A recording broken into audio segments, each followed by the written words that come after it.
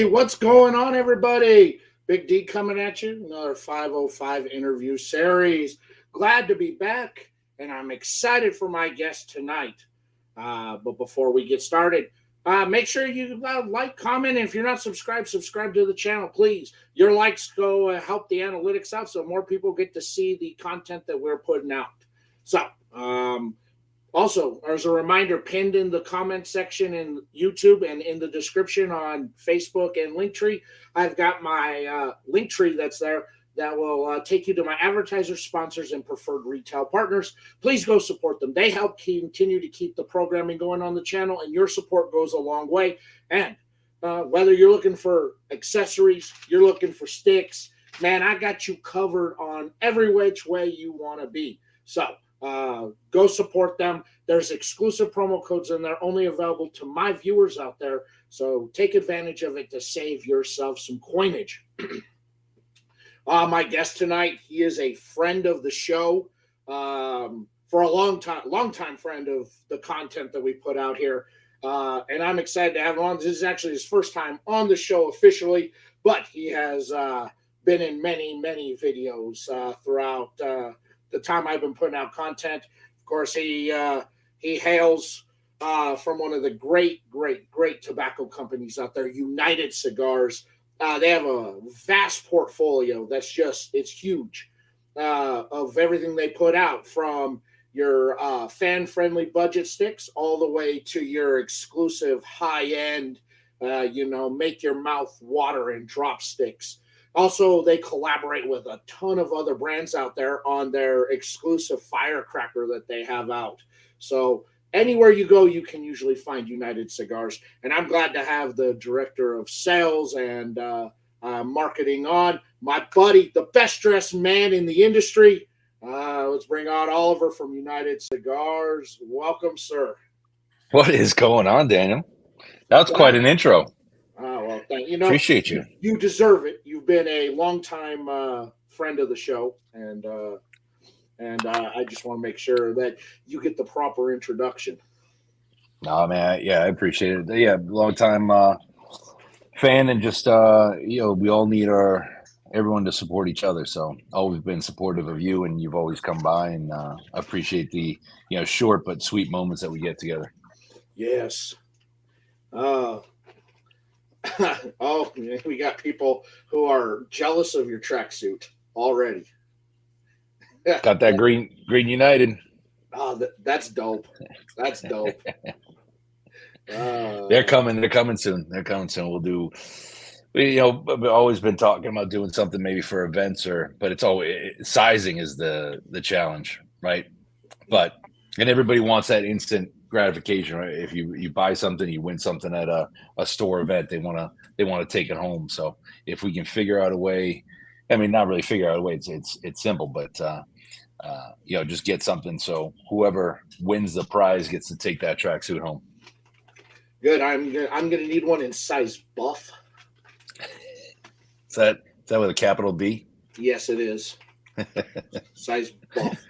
Right. That's what I need. So for any of the people out there who are watching tonight who may not be familiar with United Cigars, or you yourself, I'll hand it over to you to kind of give your little brief introduction on you and the brand. Yeah, no, I appreciate that. So, as you said, Oliver with United Cigars, Oliver Nivaud with United Cigars. I oversee the operations for everything that is good through United. So it's a little bit of hands in everything: the sales, marketing, the operations, the production, the packaging, and it's kept me busy over the last few years. I started with them in 2016, but I started in the industry in 1998 and started smoking cigars in 1988. So you do the math. It's been a while. Yes, been a few years, but I love it. It's great. It's great people. United Cigars has allowed me to kind of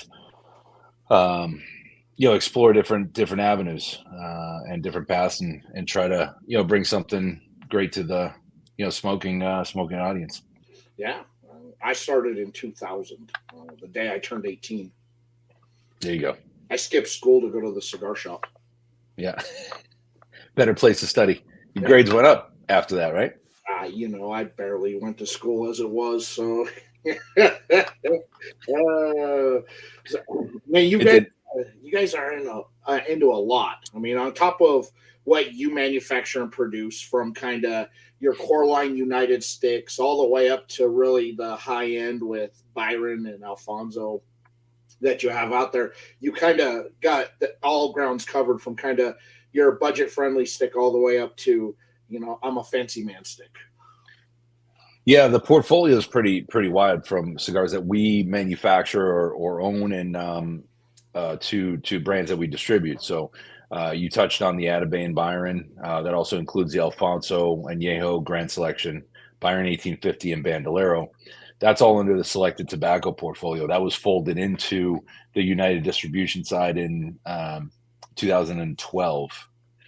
So it was still, obviously a very young brand at the time when it was brought into the United portfolio. It had started out in California, and then it branched off into the distributor in Texas, and then I guess whatever business decisions were made, they Selected Tobacco decided to part ways and came over to the United side, and it's been a partnership ever since. And we've had some great input and conversations just back and forth on what direction to take the company. So we don't really see it as just a distribution of the brands for Nelson Alfonso. It's really a partnership, and we work very closely together.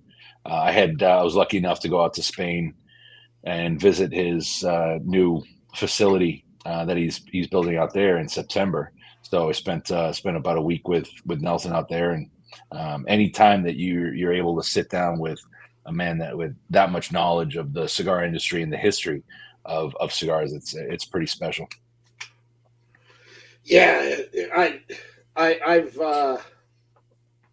his the way of his thinking, with especially with his blending and his ideas that he have, just kind of, it's different. And I always find myself, when I'm smoking something from him, like, becoming more curious. It becomes a history lesson within the smoke. Yeah, And it that's really a does. great way. Back when I was doing reviews on cigars, and I had reviewed that Bandolero, and I was like, it's a good stick. I feel like I'm missing something. Like, there's something about this stick I don't quite get. And it was more of the history behind it. And you were very cool enough to reach out to me, and you went through the history on why the stick was created. I was like, now that smoke completely makes sense, because, Right. it's one of those, his stuff really is about, okay, so there's some sort of history behind why it's named this, or why the blend is the way it is.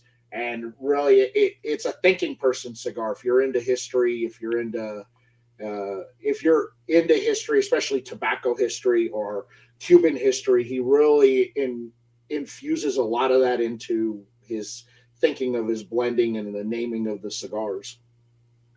Yeah, no, Nelson's pretty different in his style, his approach, and just capturing the history behind the cigars. So, you mentioned Bandolero, and he has three different blends. All of his production is down in Costa Rica, but Bandolero is interesting because it's a product that's aged for 1 to 2 years post roll. So that's what kind of gives it that um, that delicate edge on a otherwise more robust cigar profile. But all of his blends he'll take rolled in Costa Rica, takes them to Madrid, and that's where they go through the aging process. And that's what distinguishes him from anyone else in the industry, is that post roll aging. So he'll place the cigars into humidors lined with 5 different cedars using Cuban, Spanish, Mexican, Brazilian, and Lebanese. And then he'll lower humidity and then raise it back up. So the cigar is actually shrinking when he's lowering humidity, and it's purging any other impurities. And then as it starts to raise back up in humidity, it's breathing in all the different cedar notes. So it cleanses the cigar. So if you've smoked it, it's very smooth and clean on the palate, but so deep in character and flavor. And then on the Alfonsos and the Byron 1850 and the Atabey Black, he started using French oak in the humidors. So it just adds another layer of complexity. So he's pretty unique, but incredibly humble. He's helped write a couple of the books out there, just on the history of Cuban tobacco. So he's pretty special, and yeah, we're fortunate when you look at the portfolio, and we, like I said, we're partnered with Selected Tobacco, and we do distribute their product, but we're also partnered with Tabacalera Magia Cubana, and they manufacture a lot of our cigars, but we also distribute their Jose Dominguez, Hightower, Yaya. So rolled in the portfolio are also cigars that are approachable that we distribute, but that's also a family that's been in tobacco for for a long time. They even started that factory. It started in the early '90s, and then if you talk about history, Arnold Andre, we distribute. We were really honored to start working with them in 2022. And Arnold Andre is a German company that's over 200 years old. They started producing premium cigars in 2011 for the European market out of the Dominican Republic. And we picked up the distribution, as I said, in 2022. But there are a couple brands that are distributed, or one brand that we distribute called Montosa in Natural and Maduro. That's also distributed by them in Europe, but we are the exclusive US distributors for that brand. And then there's one brand that's unique in their portfolio, but it's Terra Nova. It's only available in the US for them. It's based off of the branding and the blending of their cigar called Buena Vista, but here in the US it's Terra Nova. So we have some great partnerships, and then the collaborations. You touched on that with the Firecrackers. When you start looking at Firecracker and what that does, that's the longest running collaboration out there in the cigar industry. Yeah, look at that. Yeah. I really like Terra Nova. It's really good. Now, if you're not one that's big on fire cured or really smoky taste on a cigar, may not be for you, but I am, and it's got just enough of it that it accentuates that cigar out to another level, especially with it being in that shotgun shell size. Yeah, it's and you look at it and you're like, oh, I want something that's going to last a little bit longer, but that'll sit with you for at least a half an hour. Again, depending on the smoker, but on average, about a half hour, 45 minutes. Because it's packed tight. It's got, but great draw, but it just has a ton of flavor. Got a question in here that directed to you from Chris. Want to know when's the last time you had one of the 2012 Grand Pumas? They're smoking superb right now. Oh wow! So the Grand Poema is part of the Byron line, and it's part of a humidor series that Nelson puts out once a year. It was limited at one point to only 200 humidors a year, 25 count humidors, and then it's recently gone up to 300. But that 2012 Grand Poema is a cigar that's aged for 5 years post roll. So when you're looking at the 2012, Nelson puts the plaque of when that particular cigar started to begin its aging process, the post roll aging process. So 2012, you're looking at a release in 2017. So when was the last time I smoked one of those? I can't even tell you. You're lucky to be. Well, I mean, I shouldn't even say lucky, because it sounds like he, may have picked it up and he's been sitting on it himself afterwards. So he has a pretty special cigar there. He has 2 Byron humidors. Oh wow, yeah. So they continue what's the beauty I noticed about with Selected Tobacco that we try to incorporate in some of our United is the tobacco inside. It's so important to have quality tobacco, but Nelson doesn't use any fumigation in the tobacco. So we noticed that the cigars age much better and keep the actually increase in strength and flavor over time. Nelson, we came out with the Atabey Dios's 10-year and the Atabey Mysticos 10-year.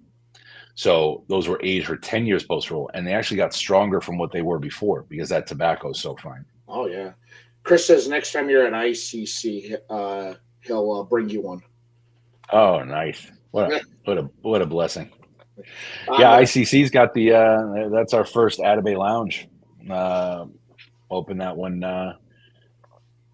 Oh wow, that must have been 2019, 2020. First Atabay Lounge. Another question we got coming in from Tony. He wanted to know, do you have any cigars with Brazilian wrappers? Not any Brazilian wrapper. There's Brazilian tobacco in Terra Nova. We used to have Brazilian Matafina in our United line, but that was just getting harder and harder to source.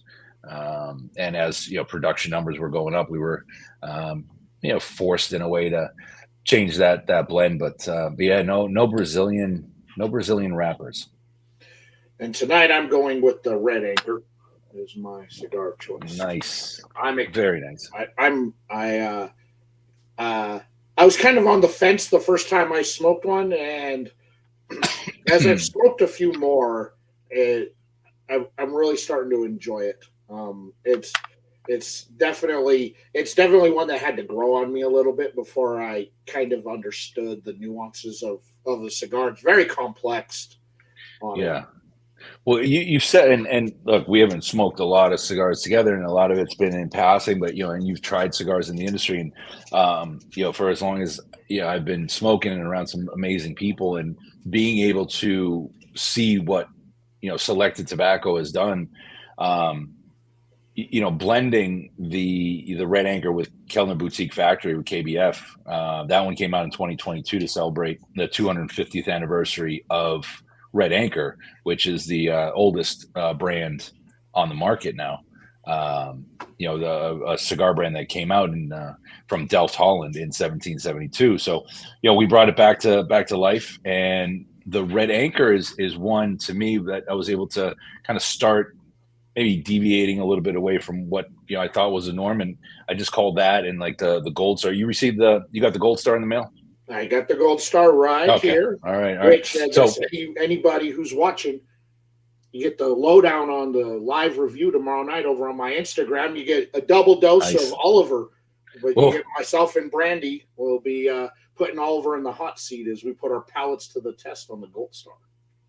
Double dose. That's not doctor recommended, but so the Gold Star, what I call it, because somebody, I was talking to someone else about the way they were smoking, and it's not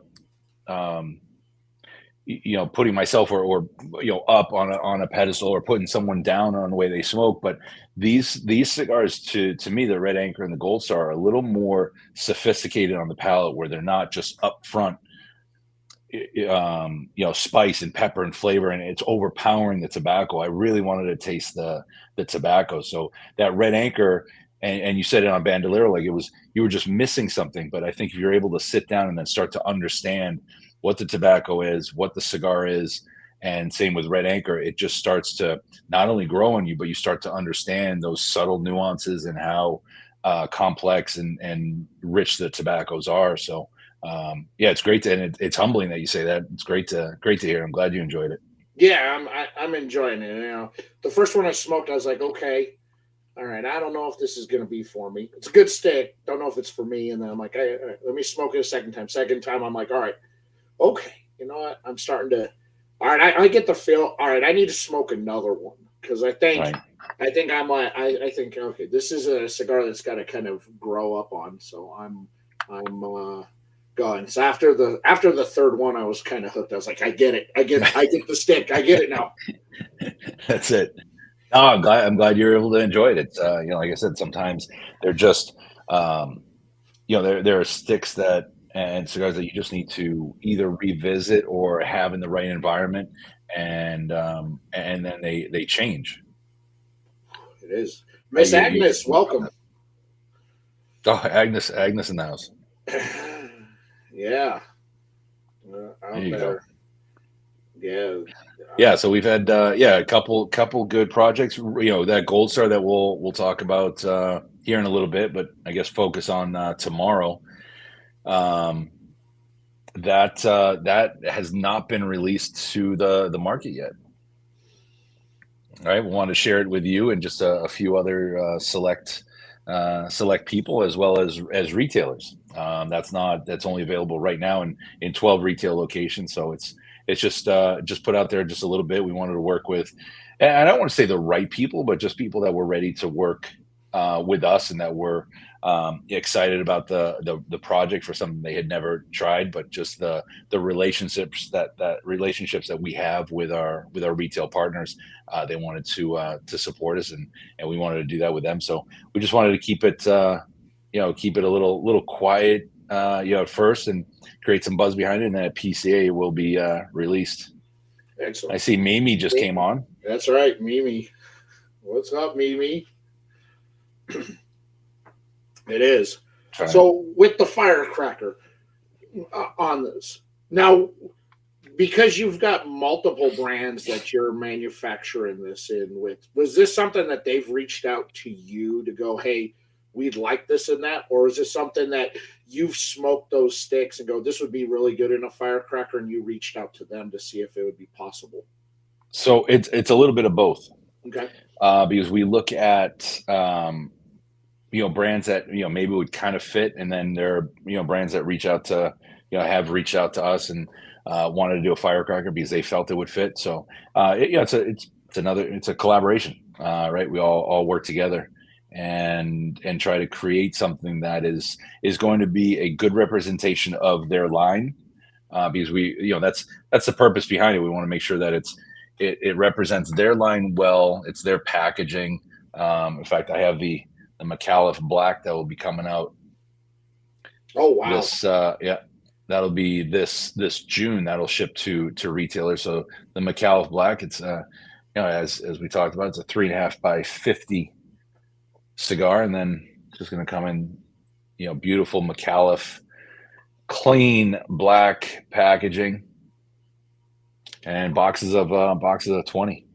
So we're excited for that. That'll be a June release, and then later on this year, in probably around September, we'll have the JC Newman El Baton to celebrate the 60th anniversary of Cameroon Wrapper. Everybody's loving everybody's talking about in the chat right now. We've got everybody talking about the Firecracker out there. Agnes, oh yeah, Shane smokes them out there. Nick scored a full box of the Bandolero Firecrackers. He had to pay a pretty penny, but that Nick, Nick's a big supporter. He's awesome, and just a good friend. I should start off with a good friend, and then just a big supporter. He's fallen in love with a few of the lines, and that finding that Bandolero Firecracker. And it's in our portfolio because we distribute, but that was a special Firecracker. Because, for a number of reasons. It aged post roll for almost 2 years. It was a blend of the A and the C, so you have a lot more of that Peruvian Ligero in there, and Peruvian filler, and it was unique to his company and obviously to ours. But having that unique blend for the Firecracker in the Bandolero just made that particular box and size even more sought after and more unique. I mean, this is Firecrackers turning it into and not only because of the brand, but when you think of trying to hunt something down, and when it comes to market and there are 500 or 1,000 or 2,000 boxes, depending on what time of year we're putting something out, it just becomes one of just a collector's item, and it's like I said, it's the longest running collaboration that I can see in the industry. Yeah, I love it. It's always like anytime like especially with being part of Luxury Cigar Club's monthly box. I always love when they put Firecrackers in.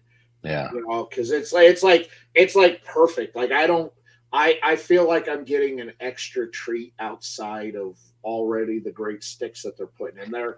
But I was like, but I see it, and that's how I see that, like a lot of the collaborations that you guys do on the Firecrackers, because it comes in that box. I'm like, holy cow, they're doing a collab with this brand now, and and they're just bangers. It's just taken a great stick already and made it 10. It's like, I don't know if I want to smoke the other stick again. I kind of like the Firecracker a lot better.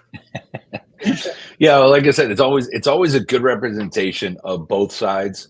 We try to make sure that it's it's their blend, and I put there's not I don't want to say there's not a lot of input on our side. Like, we're not traveling to each factory for the Firecracker. It's pretty straightforward. Like, have it be your blend because it's going to be your packaging, your cigar, but we need it to be a good representation of Firecracker as well. So, like for the McAuliffe, you have a few, couple more leaves of Ligero in there, so it's going to have that Firecracker strength, which is a lot when you're talking about McAuliffe Black already, which has some good body and depth to it. So, yeah, it's a great project. Always fun to see it, throughout the year sometimes, and then on the special times of the year when it does come out, and then everybody wants to showcase the brands that they've collected over the years and the ones that they still have. So. Yeah, yeah. I thought I had one of the All Saints barber pole firecrackers left, but I don't. I was gonna I was gonna light that one up today in honor of St. Patrick's Day. St. Patrick's Day, yeah. I was scouring through the humidors, and I was like, I could have sworn I had one more left, but I guess I smoked them. They go quick.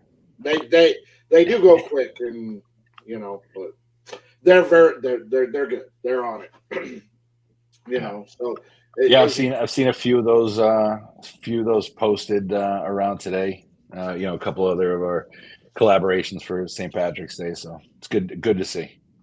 Now, a lot of the firecrackers are those just continuously manufactured as needed, or are a lot of them just as single run? So the collaborations are single runs, Okay. unless it turns into like working with Dunbarton and Tobacco on the Mi Querida firecracker. So when that first came out, it had a blue band Mi Querida, right? Looked like just like the regular line. But at the time he said he wanted to, change it up a little bit. Then the following year it was Mi Querida with a red band. So we did a second edition of it. And then the third and final year, it turned into the Tricky Tracker. It turned into a blend for Dunbarton Tobacco and Steve Saka, and turned into a whole line for him. Yeah. So there's a collaboration that we might do once or twice, depending on the manufacturer, if they're willing to continue it, and then and us, if it makes sense. And then but for our core line, our regular production, you have the Firecracker Connecticut, which has the green shade to it on the band. You have the sun-grown Firecracker, which has more of that patriotic Americana band on it, the red, white, and blue, and then you have the Maduro that has the black Firecracker band on it. So those three are available year round, and then the collaborations that we work on come out once a year. Yeah, it is. I do, and I get the regular Firecracker here, which I love. It's just a fantastic stick overall on that. Chat's going really fast. I can't. Can't keep up. Alfonso Añejo #6. Yeah, Chris is a big. He's got selected all day. The Añejo line is just pretty special. Nelson says that that would be as if Atabey and Byron had a kid. That's how that blend kind of marries. So it's like the Atabey, a little more elevated. You're gonna have a little more strength and body to it, and the Añejo is aged in that humor with the French oak, so makes it a little special. Good, really. And no, I can't roll my R's in Spanish, Nick. Yeah. So now the new one that you got dropping coming into PCA is the Gold Star.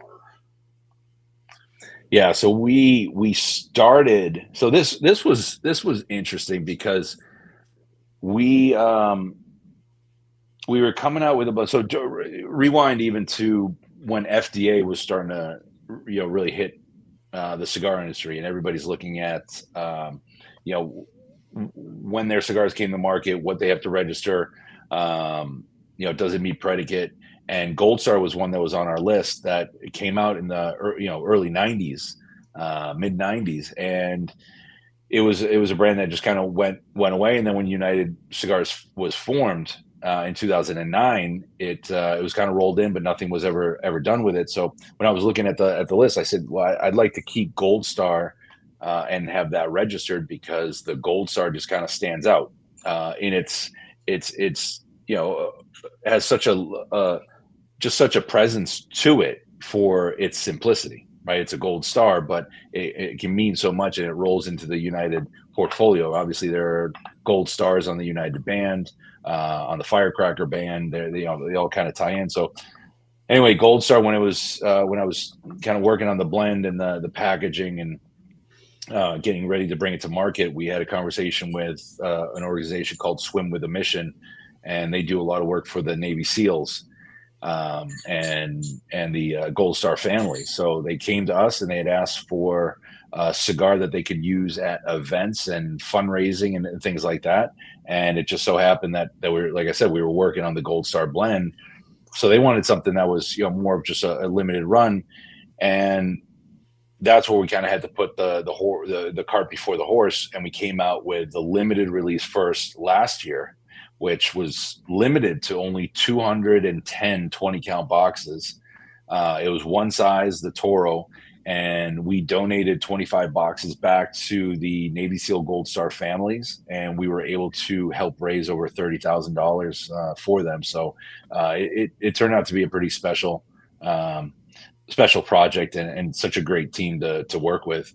And at the same time, that's where the Gold Star blend was created. So we had that rolled, and it's been resting for 365 days, and now it's ready to come to market. So it's a great blend it's an Ecuadorian Habano 2000 wrapper, Sumatra binder, and then you have Connecticut broadleaf and Dominican Ligero and Criollo. So it's got some. It starts out like a little sweet and soft, and then it just ramps up and hits that medium plus range. And I find the blend to be just elegant and sophisticated, like I was talking about before, with it just kind of hits you right. Yeah. So this was a blend you worked on personally, then? Yeah, with the William Ventura factory, with Weber Ventura. Yeah. Excellent. Do you have your hands on a lot of the blends of new stuff that comes out? Yeah, Red Anchor, and this one. So there are some blends that we try not to change too much outside of like the United blend I touched on earlier. We used Dominican broadleaf in the filler, which I don't see on the market a lot. It's a beautiful tobacco. We'll probably start seeing it more and more here shortly.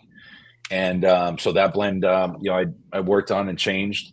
La Giana was one where I changed the packaging up, but it was a brand that had already a long history. We celebrated the 30th anniversary last year. I saw somebody comment that they really liked the La Giana 30th, but I'll try to scroll back because they are coming. They're coming quick.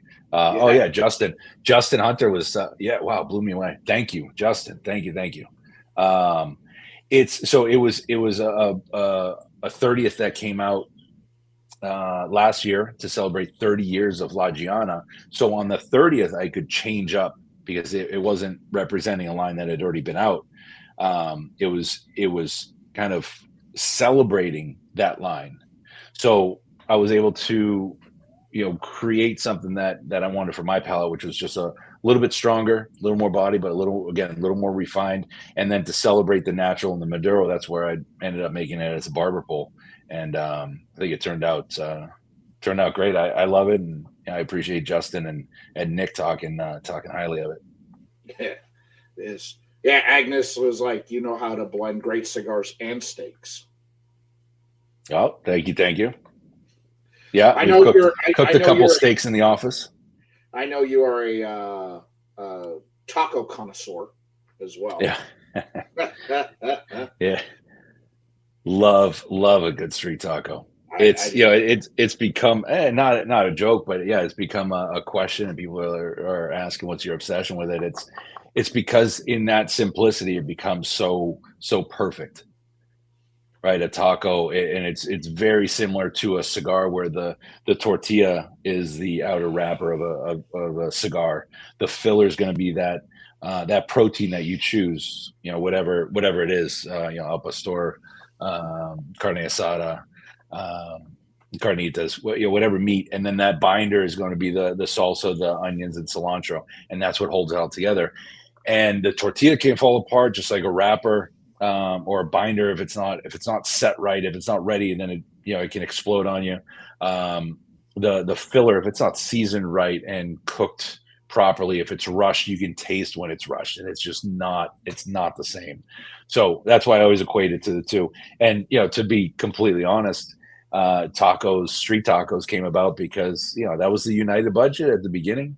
And I was traveling like crazy, and I saw a taco truck, and I love tacos, so just started posting it. And in my mind, it was like, who's not gonna like tacos? They are. When I got transferred for work from New Mexico up here, I couldn't find any place that made a taco worth a damn. I was Yeah. so upset, and so I'm just like, it's like not that hard, and it's like, well, everything up here is catering to white people, and so it's like, yeah, it's like, don't you have like the stuff you guys make for yourself? Because that's kind of what I'm looking for. But now that they have me up in Western Nebraska a lot, I found this hole in the wall place in Western Bakes, like some of the best, some of the best tacos I've had in a long, long time, Mm. and it's just like I'm like, it's like every Friday that's my treat to myself is I got to go over there. I got to go get me two barbacoa and two carnitas tacos, and I go and I raid the salsa bar and get all my everything all set, and it becomes like you create just this whole your own little world in essences. You're going, okay, I got my onions, I got my cilantro, got my salsa, I'm ready to go. Okay, I got my side, I got my fire roasted pickled jalapenos over here. I'm ready.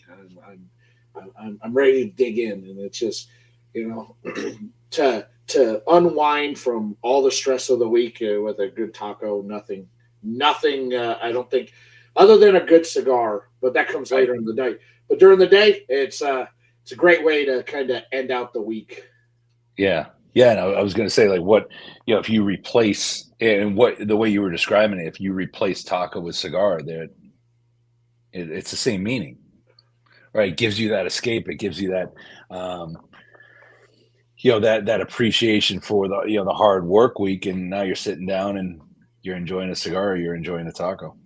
Nick wanted to know, for people who aren't familiar with the United selected lines, what would you recommend Mm. as a great starter sampler for them to get into the brand with? That's yeah, leave it up to Nick to ask the hard one to pick. Um, I think, to really start to appreciate cigars in general and how beautiful they can be, to throw an Atabey in there, I think would be necessary. It may ruin you, because I've had a couple people tell me, like, oh, I smoked the Atabey, it ruined me for everything else, which includes our portfolio, right? But definitely an Atabey in there. I would throw a Bandolero Serie A, the Adventureros line. The Serie A is a darker Ecuadorian wrapper, so you're gonna have more strength. It's a smaller vitola, and just packs a punch. Um, More Peruvian inside the filler too, and so those two from selected.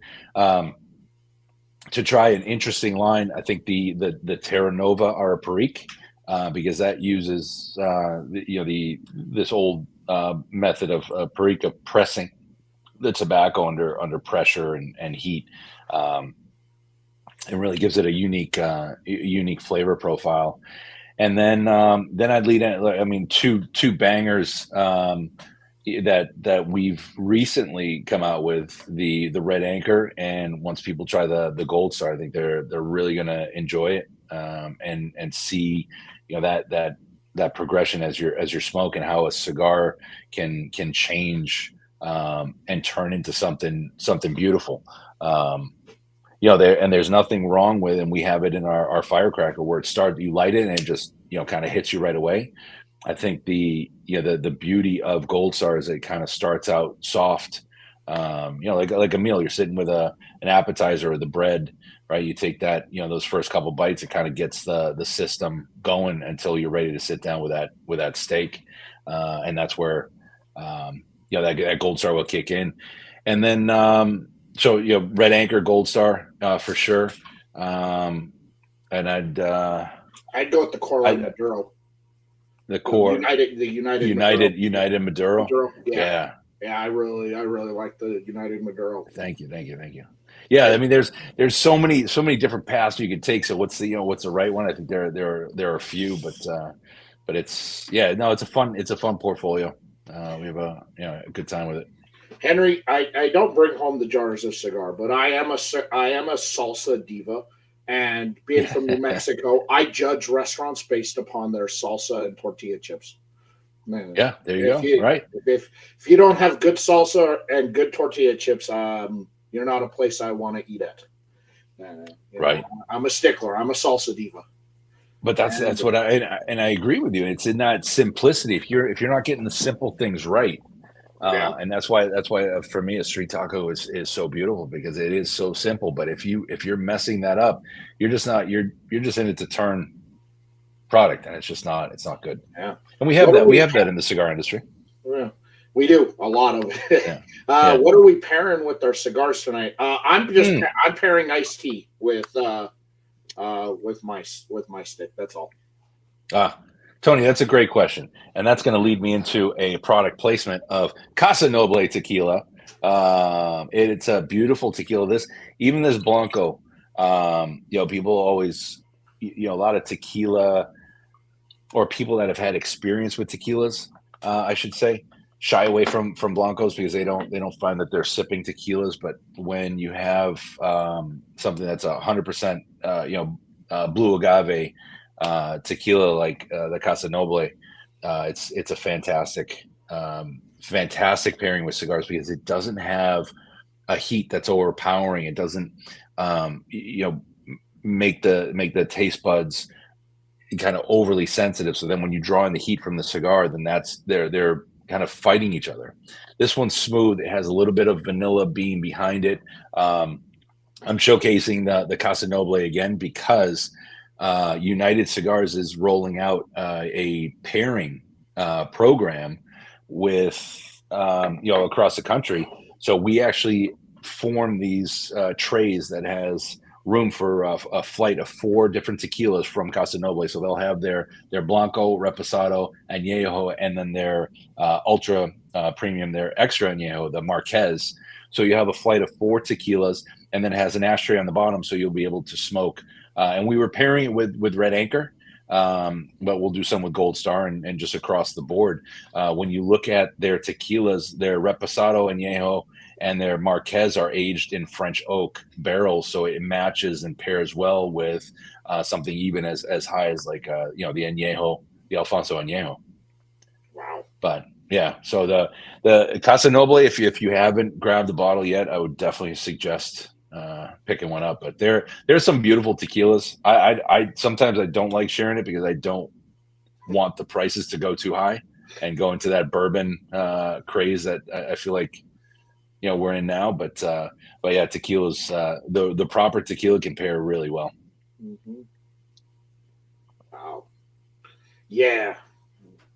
There you go. So there you go, Tony. And Tony says he's just started pairing tequila with cigars. Oh, nice. So yeah, there's some great tequilas that you can even on the on the lighter side. Mi Campa is also from the same distillery, and it's a little more approachable in price, but you can even soften it with a little bit of club soda, to help with that pairing. There are some really good tequilas that I've been getting into, and some bottles I've just been sitting on. Just picked up the Fortaleza. I think Fortaleza is starting to get into that craze where everyone's talking about it. So the prices are still okay. I haven't really hit the secondary market, but the availability is limited. I just picked up a bottle, and they only allowed me to pick up one bottle from the entire portfolio. and they said per day. That was my last day, and I was traveling, so I picked up a bottle of that. Nivaud CIgars is really good. Don Fulano, very good tequila. There are a few tequilas that pair very well with cigars. Tony's been pairing with Santo. The beauty about pairing is that there's not necessarily a wrong answer, No, right? There could be better answers. Oh, Tears of Lenore. Nick, block him. Tears of Lenore. That's a fantastic tequila. Yeah, it's a $300 bottle. I do have one downstairs that I just can't seem to crack open. But then I'm the moron that will go to a restaurant or bar, and I've ordered a couple shots, and I paid at one place it was like $65 for a shot, and I should have looked at it. But everybody stopped putting price on the menu for tequila, so I was like, it's probably $30, $40. Yeah, no. Yeah. Oh, Cheryl, they're pairing pairing tequila at the Great Smoke. Oh, nice. I saw the pictures there. They had a tequila table set up for a pairing on that. It looked like a lot of fun, especially if that's something. Me, I'm not a big drinker, and so if you ask me pairing, I couldn't tell. That's not me on that. No. Tomorrow night, that's Brandy's specialty. Tomorrow night is the spirit world, so she will definitely be having a nice mix of pairings to go with the review tomorrow night. Yeah, I feel like I should be drinking the Guinness tonight, but I went south of the border. I guess a little tropical. I always have a little coconut water. A little coconut water, yeah. Oh yeah, black. Yeah, I guess black tea with milk. All right, I don't know about the Diet Pepsi. I don't know about that either. This is a strictly Coca-Cola channel. Right. You had been blocked. Yeah, that's right, Agnes. I'm sorry. We're gonna have to ask you to leave politely. All right. On that, yes, that's right. Yeah, and Henry's right. He seems like another tequila guy. He's drinking some tequilas. So. But yeah, they're. I mean, like I said, it's subjective. So everyone has their own pairing that's going to fit well with their palate. And some people don't drink. So then, what do you pair it with? For me, it just matters in the moment. I think a good tea, no sugar, especially if I'm tasting tobaccos or we're trying different. Blends, right? Or we're trying different tobaccos for the blend. I want to make sure that I'm not using any sugars or anything that's going to distort the taste. So any type of tea will help cleanse the palate. A lot of sparkling water with, just a little squeeze of lime. So, but I've had people talk about pairing, cigars with Dr. Pepper or, Coke. Or is Dr. Pepper a Coke product? Dr. Pepper is the whore of the beverage industry. Well, there you go. It sells its distribution rights out to whomever will pay the most money, whether it be Coke or Pepsi. So in some areas it's distributed by Coke, in other areas it's distributed by Pepsi. I didn't know that. Unless you're in the Texas area, which they're their own distributor in Texas.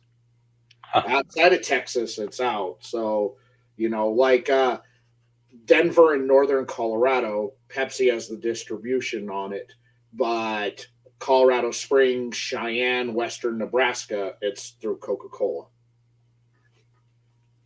Wow. So they go where the money is. They're smart.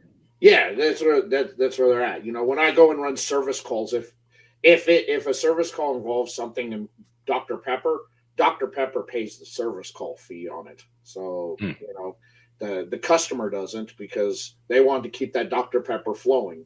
Right.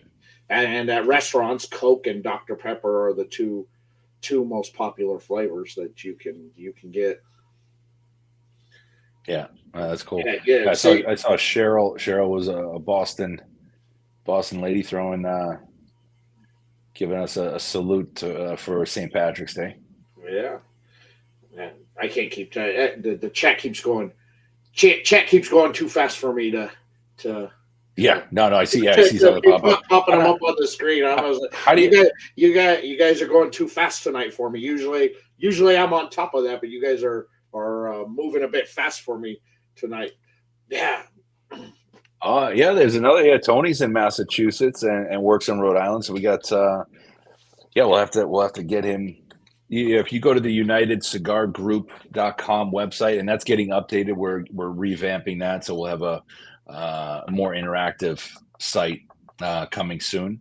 But that will give you a list of retailers in the area. Exactly, and everything United Cigars and everything Oliver down in the description. I've got direct links to, so I made it easy for you all. If you want to connect with United Cigars on all social media and their website, or connect with Oliver, I've got everything down there for you guys. I've made it full. You're the best. You just got to click it, and it'll take you right there. I've made it easy. For the Boston people, South Shore people, that's Wollaston Beach, right behind me. That very very old. Well, everything in Boston's old, but just it was a nice sunset as I was driving at the time driving home that I had to capture. So that's Wollaston Beach. That's where I was born. There you go. Not actually in that particular house. That's the yacht club. I was not born there. You've over the last few years, have you been surprised at the growth that you've seen within the industry? For the growth for United, or just the growth of the industry as a whole? Growth overall from where it was, just say pre 2020 to post 2020, the growth that has been out there. Yeah, that it's been. Well, I think we have so much more information out there that the consumer that was going into the shop before, didn't have, and some of the tobacconists didn't have, or want to share. So now you have a much more educated smoker, which is more of a challenge for manufacturers. The growth, there was a little bit of a spike there. Obviously, COVID. I hate even saying helped, but people were working from home, so they were smoking more. Social media has kind of helped that spike as well, because people are posting new things. So it's like, oh, where'd you get that? I want to find that, and so they're out there searching, buying more. And I think people are looking. As you get that education, you start to realize, well, cigars aren't like your typical, I guess, smoking product, right? It's natural. You're not inhaling it. It helps you relax, takes the stress away. So it's bringing new smokers into it, and people are finding that the smell isn't completely off-putting, right? So people are embracing it more. The lounges are stepping up their game, where they're adding better ventilation, better systems in there, nicer lounges. So now it can be a date night. All right. So if there was a female smoker in the relationship and the guy didn't smoke, well, now they can go together and they're smoking, and vice versa. If it was a guy smoking, well, now the wife or girlfriend or whomever can go with them to the lounge and enjoy a cigar without just smelling like cigars for the next 6 days. I've noticed more now, because you said that it's become more of a couples thing now with both, whether the woman smoked and the man didn't, and she got him into it, or vice versa. Out there, it's really date night to the lounge, and hanging out, and the camaraderie of the people that you meet at the lounges, where you just hang out and have a wonderful time. But yes, I do agree that really the education aspect has gone through the roof post 2020 with the smoker out there, where few people didn't get into the nerd side of it, and people are looking for specific blends out there based upon their palate's perspective of what they enjoy. They research, and having the brands now that are trying to adapt and run with what these newer smokers coming in want. I find it exciting because you're seeing a lot of interestingness coming from factories with blends and where they're going and taking risks that they weren't taking before. Right. Yeah, and there's a cultural change too, whereas before it was like, um, oh no, this is only for me and the guys. This is, I'm only doing this with the boys and the girls too. Now, you for a healthy relationship, you need to have that, um, you know, different interests so that you can grow and develop as a person. But sometimes there's some overlap, and when there's overlap, it can be incredibly healthy. And I think the cigar industry has seen that and catered to it. And you see it with other, I see it at my gun range. They do, they do women's night, but then they also do like a date night type thing. So, um, it's more embracing as an industry, and that's just become, um, better for everybody. Yeah, I think so. I I part of me has really enjoyed seeing the growth and the education out there in the smoker with the educated smoker out there, but then part of me is like, but now there's way too many people congregate where I didn't have that before. It's like, Yeah. give and take. I love seeing the industry grow, and I love seeing brands explode and become successful out there. And I'm enjoying seeing the new people who are coming into the craft or the hobby.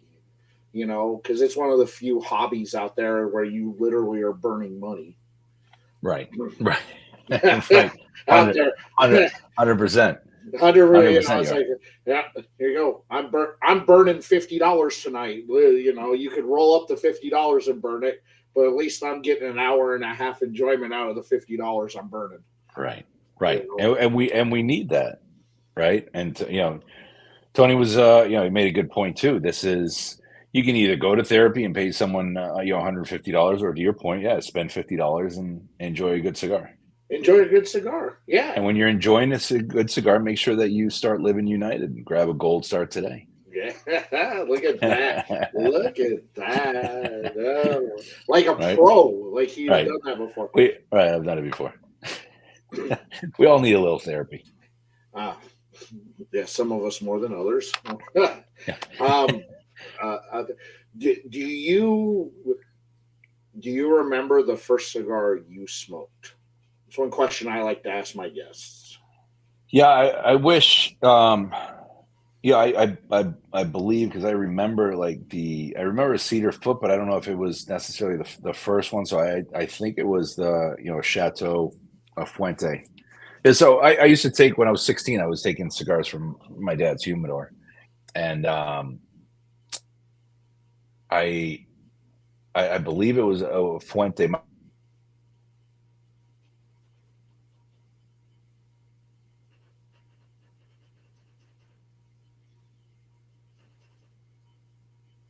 first Oh, was Tejamas. I was a senior in college. you're you're you froze up there for a second. Where I don't even know where I lost you. Oh, so you said you started taking cigars out of your dad's humidor at 16, then you froze up. Oh yeah, yeah. So yeah, I started taking cigars out of his humidor. So I think it was a Fuente was the first one that I remember, and then and he my family's French. My parents, both French. My older brother was born in France, and then my younger brother and I were the first two born in the U.S.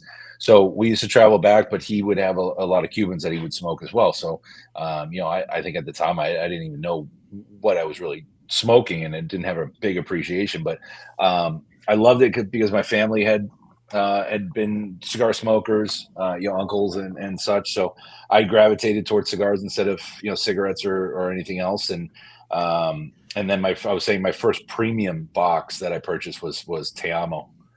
So that was a box of 10. Uh, that was 90 95, right? So some years ago. Now, I never smoked a cigar before the first day I walked into the lounge when I turned 18. I I was always fascinated by it because of the movies. All the cool good guys smoked, all the cool bad guys you rooted for smoked, and I just thought they were cool. And I wanted to try it. So I skipped school and I drove 30 miles to the cigar shop in Santa Fe, New Mexico. And I walked in and I was like, I just turned 18 today. I don't know anything about this, but I want to smoke. And so the owner's son, and one of the guys hanging out in the lounge took me back to the humidor. They picked out 3 cigars for me. Went up to the front, and I had no clue how much they cost. I brought $100 with me because I thought, man, this is like gonna be expensive. I'm like, is $100 enough to pay for these? And he goes, don't worry about it. If you like it, you'll be back. So I lit up that very first one, and immediately I'm like, oh, this is going to become a problem. And there was a Padron Natural 2000 was the very first cigar I smoked. Yeah. And I'm like, yeah, this is going to be a problem, I think. Yeah. And then it became a problem where I was, and then when I started working for a tobacco company, before I go into work, I'd go to the cigar lounge and I would smoke, and I worked the night shift. So nobody was there. So you could smoke in the building, and everybody chain smoked in that place to begin with. So everybody was gone. So I was always lighting up cigars at my desk all the time, working the night shift because nobody was around. And so I was like, how many places can you get to go to where you just get to smoke all day? I got one of them. They didn't like me smoking cigars during the day, but at night when everybody was gone, they didn't care. All right. But that's great. And it's great that you can remember that, that moment. And the cigar that you smoked. Yeah. So yeah, there was. I kept a journal for a long time when the cigar dossier first came out. So I just came across that a little while back, and I was leafing through it, and I was just laughing at some of the things I was saying. So since 2002, I've kept notes on every cigar I've smoked. Wow. And then I've gone back when I've re-smoked those cigars, and I've added to it as my palate, as I developed my palate, and I started picking up new flavors, and I got it figured. And like here, I've kind of got all my notes of cigars that I've smoked over the last couple months sitting here. Oh my gosh! Where I say here, and I'll add to it if I smoke it again, and if I pick up something new. That's detailed. It's detailed. Everybody says I should do it on there, but I'm like, yeah, but I'm sitting here and I got a piece of paper, and as I'm smoking and I'm picking up stuff, I'm writing and I'm taking notes. Okay, first third, here's what I'm getting as I'm starting in, and for me, it's something that I've done, and I've got about 13 or 14 4-inch thick binders filled with all of my cigars. No kidding. Yes, Nick, since 2002, I've kept a note on every cigar that I've smoked, and I continuously go back and update it if I smoke that cigar again. So how do you catalog everything? So before it was just cataloged as I smoked it, where it was okay. This is for dates, but as it kind of got into the thousands, on that I started categorizing them by name. So here okay, so now here we have Arturo Fuente, here we have this and this and this, all the way from A to Z. I have it categorized, so now I can go back if I'm smoking something and go, okay, all right, United Cigars, here's where my U's are at. All right. And here, wow. Okay. Yeah. All right. Here's the United Maduro. Okay. Here. And I've got the dates that I've smoked them. So that way it's all there. And then if I get anything new on it, say I pick up something new in that first third, I'll write the new flavor I got down, and then I'll put 2024. That's wild.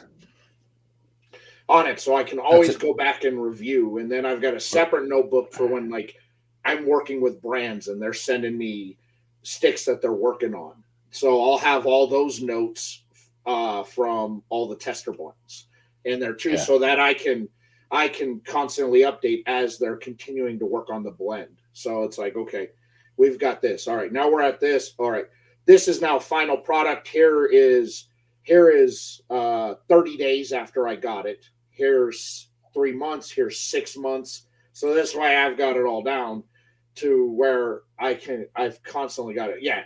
I'm a huge nerd when it comes to this stuff. That's an incredible amount of information, and just a personal log of since 2002. Yeah, since 2002. Yeah, because I started writing down because I started noticing that about 2 years in, my palate started picking up newer stuff I was not familiar with that I'd never gotten in cigars before, especially in cigars that I smoked regularly. And so I was like, well, I'm just going to start writing this down just to see how my palate has changed. And I've noticed how my palate's changed over the last 24 years, going through smoking a cigar that it's like, okay, I smoked this. Last time I smoked this cigar was 2009. And so now it's like, wow, my palate has changed a lot because I am not picking up any of this flavor anymore in this cigar. I'm actually picking up this, and this. That's incredible. I think that's got an incredible amount of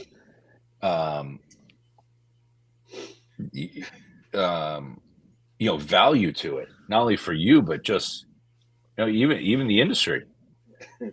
Well, it's there. Like I've got 12 Tupperdoors, and I have them all separated out by wrapper. So this way, if I'm feeling in the mood for I want a broadleaf tonight, I can go and grab a stick out of the broadleaf Tupperdoor. And then I just have one Tupperdoor, which is my go-to, which is I don't care what I smoke, but I want something that I know I'm going to love and enjoy, something that's probably in the drool bucket. So I can just grab it. I don't have to think. I can just sit here and enjoy the cigar without having to put in, because my mind constantly is running as I'm smoking. It's just like, wow, I'm really digging this stick. And if I can smoke something that I know I'm going to enjoy, that I don't have to put any work in, where I don't have to take notes on, I know I'm going to enjoy it. I know the cigar like the back of my hand. I have that separate humidor too. Right. And then I've got the other one set aside where it's like, okay, on here, like, work stuff. If there are cigars that I've got that's a test blend that I gotta work on. If there's cigars that a manufacturer sent me that I've got to do content on, I've got all that in a separate one. So that way I keep everything separate. Wow. That's impressive. It's a lot of work. Just the organization alone is a lot of work, let alone the notes and everything. 2 years ago is when I redid the whole thing, and I just said, I gotta find a better way to keep the cigars. And so I went to the Container Store and I bought the 15-gallon Tupperdoors that have the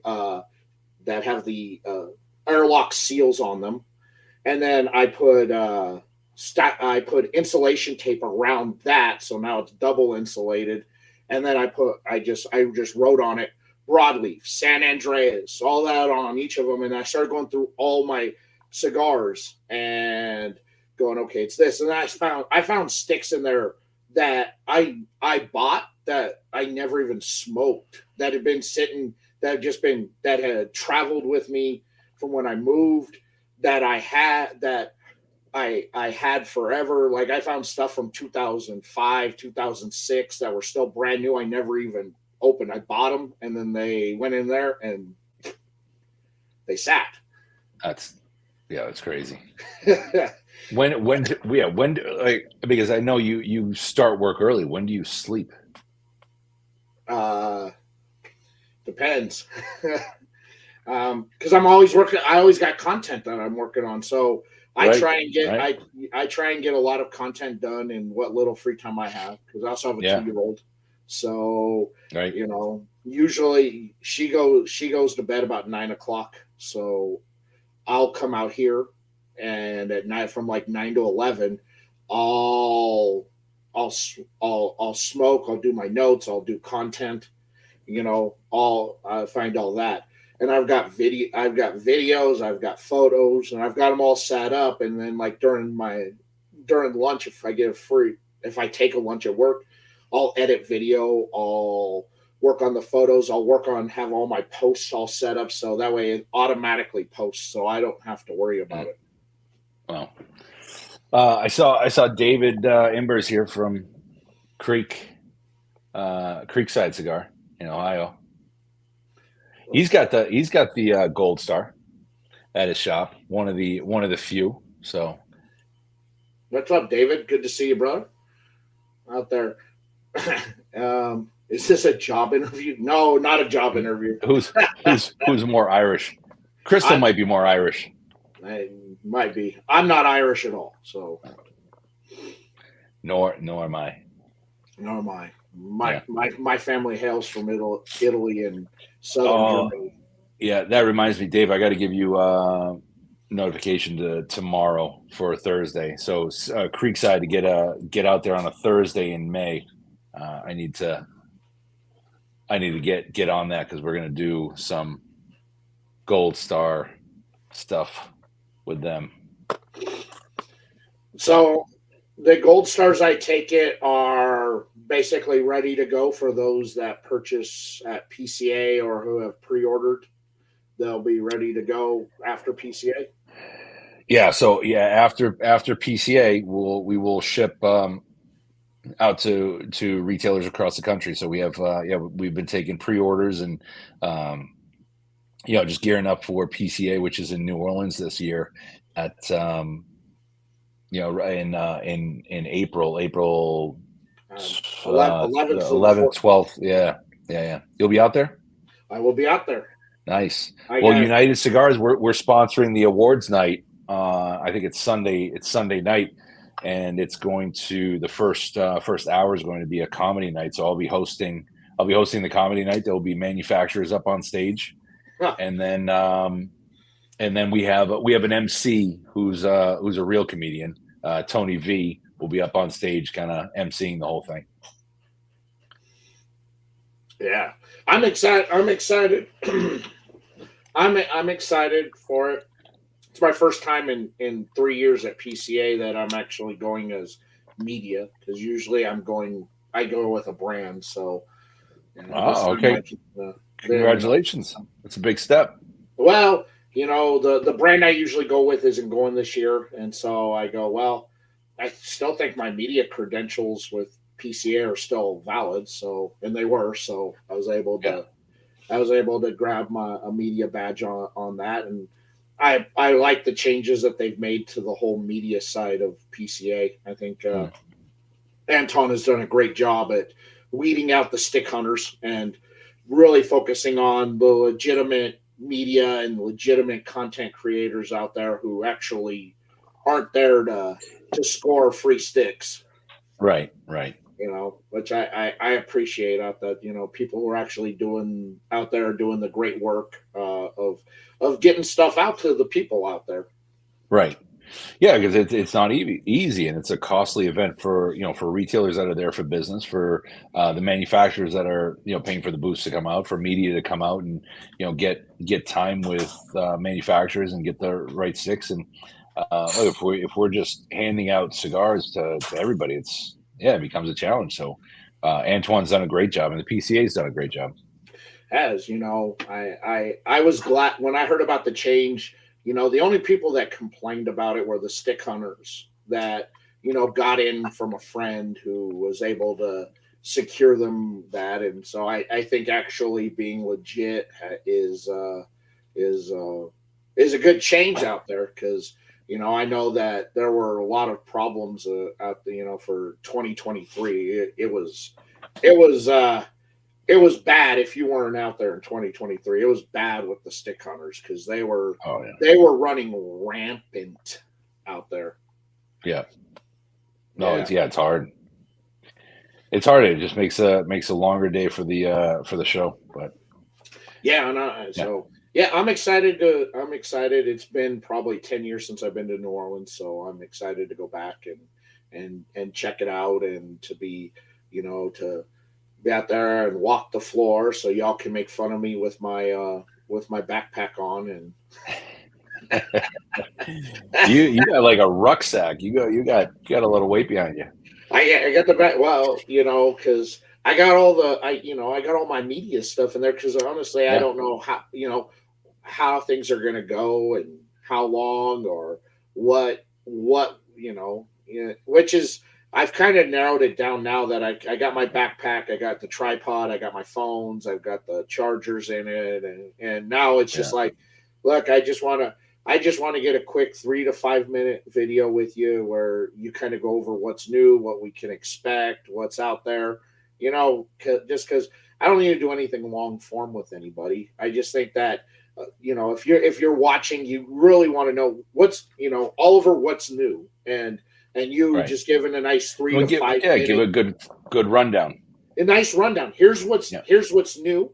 Here's what's new. So hey, here's the gold star. A little bit of information. Oh, great. Do you have anything coming later in the year? Oh yeah. So we have the Firecracker that's coming. Our collaboration with McAuliffe on that. You can expect that. Great. Thank you for your time. So now you just got a nice quick 3 to 5 minutes. So if you're a fan of United Cigars, and when I post the video up there, you're like, okay, United Cigars, cool. Now I can see what's new with United Cigars, and because I started that a couple of years ago at TPE, and it worked out really, really well. yeah, Just instead of trying to do something long form, because you're busy, you're there to make money, and you're there as a business, and I don't want to interrupt you doing what you got to do business wise. So if you've got 3 to 5 minutes to really give me a nice quick rundown of what's new, what's coming, what can we expect later in the year, hey, perfect. And it really, it suffices. So this way you're not, having to take 30 minutes out of your day to do a long form interview on on on the stick. It's like, right. here it is. Here's the stick. Here's what's made of. This is what we did. Here's the, blah blah blah. And I think it works well. And I think that when I started doing that at TPE, it worked out really well because more people were like, "Oh, I like how quick the video is on here." You've got 4 manufacturers on there, and the video is all everybody's 3 to 5 minutes, and Yeah, they all gave a great rundown of what's new and what we can right. expect. And so I think I'm going to keep that for PCA or for PCA is just just going to keep it quick. Same format. Yeah. Same Yeah, format. yeah, yeah, yeah. You can only share so much. It's better to have the short format so it can be posted up there and people can tune in and digest a shorter, smaller amount of information. You, when you So love something, you talk. Yeah, trust me, I could talk to Oliver forever at the trade show, but he is a busy man, and so I only want 3 to 5 minutes of his time. Otherwise I nerd out. I sit there and man, nerding out with him. hey, it's just a cigar. We're just there to enjoy it. That's it. Yeah, we're just there Right. to enjoy. Exactly. Yeah, trust me, I could talk. I could talk forever, and there's a lot of manufacturers out there that I could sit for forever and nerd out with them on all of this. And it's just like I don't want to take up your time because you're there to make money and to get your delicious treats of the mouth hole into more hands. So you know, I love it.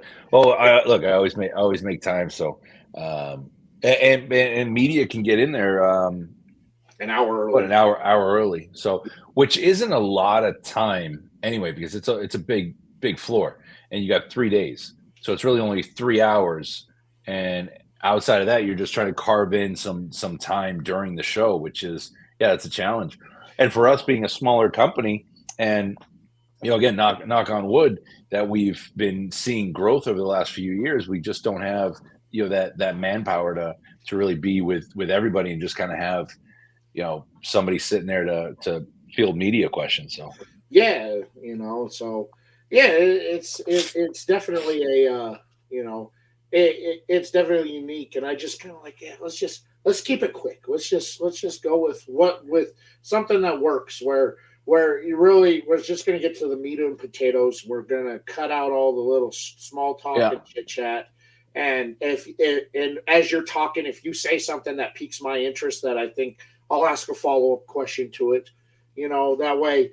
Okay, so it is an interview in sorts, but really it's more a showcasing of the brand, because Right. that's ultimately what I want to do. Is I want to showcase the brand. What do you have coming out that people can be excited for? Right. Yeah, no, and we're excited for this PCA. Not only for Gold Star that will be there. We'll obviously highlight the McAuliffe Black and the El Baton 60th anniversary Cameron wrapper Firecracker. But yeah, as I touched on earlier, we're revamping the website. But in that website, it will also be the new portal for retailers to be able to go in and have easier access to the portfolio, check their order history, place some orders. So, just kind of making things easier for them. So that's going to be available, for retailers, and we're going to have little training sessions for those that will have the time and want to can spend a few minutes with us to set up their account. Otherwise, we'll set them up and then send little reminders that they can go into the portal and set things up. And then we have a great display coming out for our Huma bags of United, which are now going to come out in a Connecticut format. So you'll get 5 Connecticut Toros plus the Connecticut Firecracker. So you're going to get 6 premium cigars inside a humidified bag, and that's going to have a retail of $40. So it's a great retail, great bag, and that's going to come in the Connecticut, Sun-Grown, and Maduro. Excellent. Wow. Yeah. Well, so wow, a lot of great stuff to look forward to coming in from United, man. I'm excited. I'm excited. To love what you guys put out. I enjoy. It's one of those true treats that you get with United. That no matter what I smoke out of your portfolio, it's always an enjoyable experience. I appreciate that, man. No, yeah, you've been a good supporter through the years. You've seen, some of the changes and the growth, and it's good, Yeah, man, I love it out there. And of course, all of you who are watching, if you guys tune into my IG live feed tomorrow night, Oliver will be back with my co-host Brandy Wheat from her cigar closet. We will be live reviewing the Gold Star. So Oliver gets to sit in the hot seat, and we will give you our take on the stick and what we think, our flavor notes on it. We'll find out if it is a drool bucket worthy stick or not, which of course is the highest honor I can bestow onto a cigar. That should become a trophy. Look at that thing. I've had a couple smaller manufacturers who've reached out to me who told me that's been their goal, is to make a stick that has me pull out the bucket. And I'm like, yeah, all right, let's go. Let's go. Yeah. I'm down for it. Let's see what happens tomorrow. Let's see what happens tomorrow. Yeah. Nick, thank you for coming in and hanging out with us tonight. I appreciate it. And thank you all who are in the chat tonight. You guys are awesome as always. You guys are rocking it. Tomorrow night, again, raw cigar reviews over on my IG live. We will be live reviewing the Gold Star with Oliver. On that, Oliver, anything you'd like to promote before we end out the show? No, I think look, everybody out there that's tuning in and checking out 505 Cigar Review. If you have a chance, visit us on all the social media platforms, United Cigars, and all that support means a tremendous amount. Again, being a small company, boutique, we're all working hard behind the scenes to bring cigars that we love to the table, so everybody can enjoy it. So all that support means a tremendous amount. So check us out. Excellent. And next Monday night, I got Uchi Abua from Tribal Trilogy joining me. So come hang out with us tomorrow night. I'm excited to talk to him. He was on the Tuesday night show a few weeks ago. So now I'm going to get a little bit more intimate and talk to him more about, the insides of the brand and the sticks a little bit more. So tune in next Monday night. All right, guys. Thank you so much for hanging out with us tonight. Take care and be safe out there. Don't do anything Oliver and I wouldn't do, because we're sweet and innocent boys, and we will catch you all later. Thank you, everybody.